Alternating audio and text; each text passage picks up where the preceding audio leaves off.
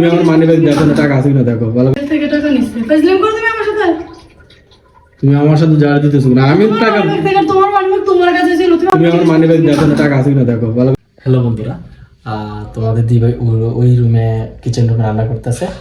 ওর সাথে আজকে একটা প্রাইম ভিডিওতে করবো। আজ বলবো যে আমার মানি ব্যাগ থেকে টাকা নিচ্ছে কে 5,000 টাকা।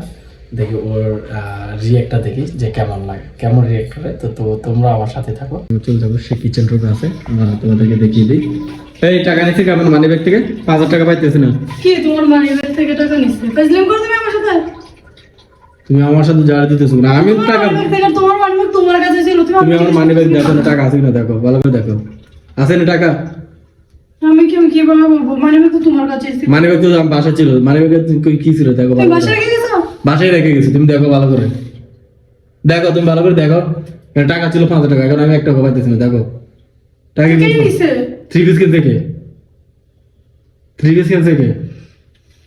কত করে 3 পিস কিনলাম আমি?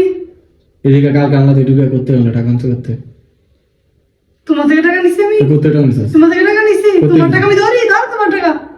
মানি ব্যাগ ধরে না, মানি ব্যাগ নিয়ে আসছে। আমি নাকি টাকাই নেই। তাহলে টাকা নিছে কে? মানে তোমার টাকা আমি কেমনে বলবো? তুমি হাতে সারিয়ে বলতেছ আমি নিলাম। কি আজব কথা বাতা। বাসার মধ্যে কোনো কেউ আসে নাকি? আমি কিভাবে বলবো?